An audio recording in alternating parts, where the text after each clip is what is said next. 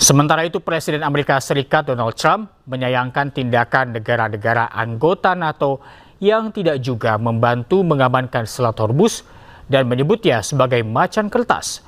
Trump juga tegaskan persediaan minyak Amerika Serikat terbanyak di dunia sehingga blokade Selat Hormuz tak berpengaruh. Well, NATO is proven to be a paper tiger. They were there to help. You know, this is the interesting thing is many of those NATO countries we don't use the strait. We don't need it. In fact, boats are coming up to Texas, Louisiana, and Alaska and filling up with oil. We don't need the strait. We were doing it to help Israel and Saudi Arabia and Qatar and UAE and others. We don't need it. It's an amazing, we don't use it. We had 1% and we did that as a favor. And we're now producing more oil and gas than Russia and Saudi Arabia put together. Think of that, Cheryl. If you take everything that Russia does, everything that Saudi Arabia puts out, we produce much more oil and gas than Russia and Saudi Arabia put together. And by the end of this year, situasi di Selat Hormuz semakin memanas. Blokade Amerika Serikat berlanjut, 61 kapal dagang diminta ubah rute pelayaran.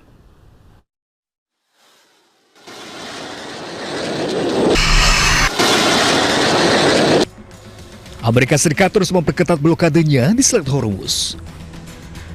61 kapal dagang dari sejumlah negara diminta ubah rute pelayaran. Bahkan Amerika Serikat tak segan untuk menembak damanan kapal yang memaksa masuk atau keluar dari pelabuhan Iran. Tak hanya Amerika Serikat, Iran pun tak tinggal diam.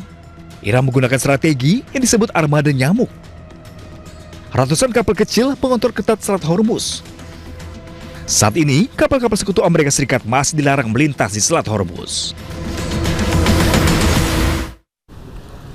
Pasukan Garda Revolusi Islam Iran menggelar latihan perang untuk mempersiapkan diri jika Amerika Serikat kembali melakukan serangan. Latihan ini digelar selama 5 hari di wilayah Teheran.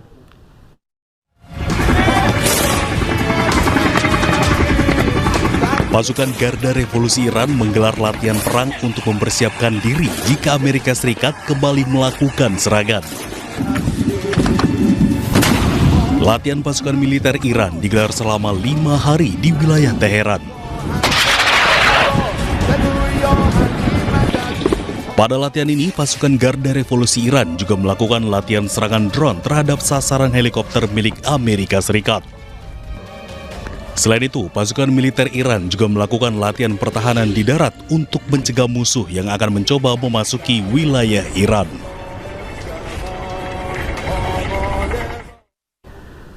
Ketua Parlemen Iran Muhammad Ghalibaf mengeluarkan ultimatum kepada Amerika Serikat untuk menerima proposal 14 poin Iran. Ia menegaskan jika terus menolak, maka Amerika Serikat akan menghadapi kegagalan.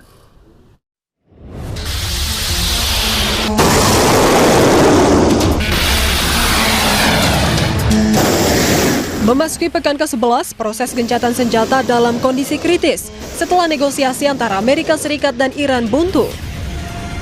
Ketua Parlemen Iran Muhammad Ghalibaf mengeluarkan ultimatum kepada Amerika Serikat untuk menerima proposal 14 poin Iran atau AS akan menghadapi kegagalan. Ghalibaf bersikeras bahwa AS harus mengakui hak-hak Iran jika ingin mengakhiri konflik yang telah melumpuhkan kawasan selama lebih dari 2 bulan. Peringatan dari kepala negosiator Iran tersebut muncul usai Presiden AS Donald Trump menolak tawaran baru dari Iran. Melalui akun resmi media sosial X-nya, Ghalibaf menyebut tidak ada alternatif lain selain menerima proposal Iran.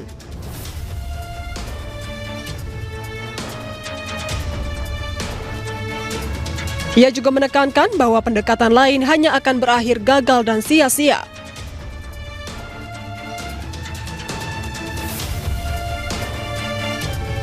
Semakin Amerika Serikat berlarut-larut, maka semakin banyak uang pajak AS yang dihabiskan. Sebelumnya, Iran menolak untuk mundur dan siap membalas setiap serangan AS. Kebuntuan negosiasi tersebut berdampak terhadap ketegangan di Selat Hormuz, di mana Iran membatasi lalu lintas melalui Selat Hormuz, sedangkan AS blokade pelabuhan-pelabuhan Iran. Sebuah video memilukan dari Gaza memperlihatkan seorang anak menangis histeris sambil memanggil ayahnya yang tewas akibat serangan rudal Israel. Korban diketahui bernama Anwar Abu Hasira yang meninggal dalam serangan di Gaza sehari sebelumnya.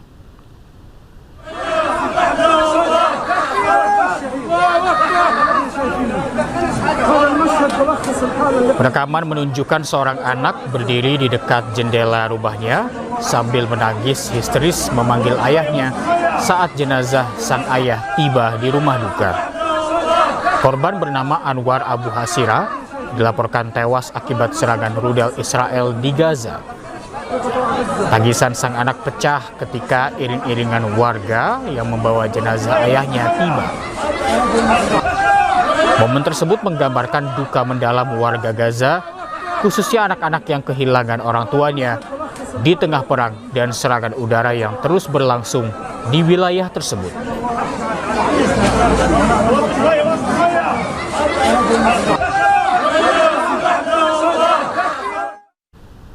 Makam seorang lansia Palestina di tepi barat diganggu oleh pemukim Israel.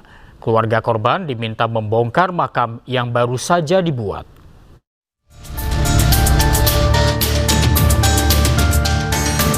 Sebuah keluarga Palestina memakamkan ayahnya di pemakaman dekat rumah mereka di wilayah utara tepi barat. Namun usaha prosesi pemakaman berlangsung, sejumlah pemukim Israel dilaporkan datang dengan pengawalan militer Israel. Mereka meminta makam digali dengan alasan lahan merupakan bagian dari permukiman. أثناء وإحنا بنتلقى التعازي في البيت قالوا يعني شباب صغار عندنا من البلد بيرقدوا بيحكوا لنا المستوطنين ردوا نزلوا على المقبرة عمالهم بنمشوا بالقبر اللي دفنتوه. صراحة صعقنا من الخبر، يعني كان خبر أو كان يعني إشي صادم جدا.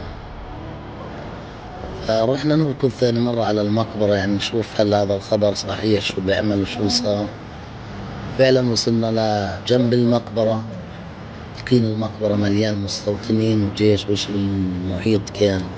أصرينا للوصول للمقبرة ووصلنا. أنا هنا قام أجا واحد مستوطن طبعا بيحكي لنا أنا مسؤول هنا، انتوا يعني كيف دفنتوا هيك جثة لازم تقيموها.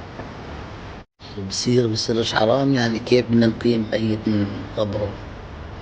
هاي ما صارت. قلنا يعني ما قدامكم خيار ثاني، إما بتقيموا الجثمان إما بجيب جرافة وبجرف وبكب. Insiden ini menambah ketegangan di wilayah tepi barat, yakni konflik sengketa lahan antar warga Palestina dan pemukim Israel. Kekerasan terus dilakukan Israel di Palestina. Razia pun terus digelar. Tak jarang warga Palestina ditangkap tanpa alasan yang jelas.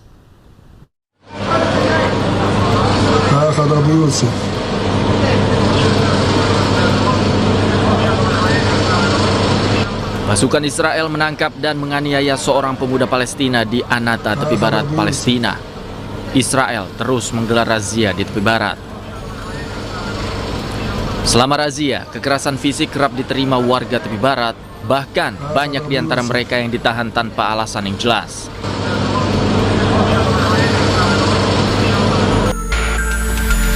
Di Yerusalem, pasukan Zionis Israel juga menyerang seorang pemuda. Penyerangan terjadi tanpa alasan yang jelas. Penyerangan juga berlangsung selama operasi penghancuran di kota Silwan, Yerusalem. Tidak hanya di kota Silwan, sekelompok pasukan Zionis Israel juga melakukan penyerangan di Abu Dis Timur, Yerusalem. Pasukan Zionis Israel terlihat menyisir jalan-jalan di permukiman dan merazia warga tanpa alasan yang jelas juga.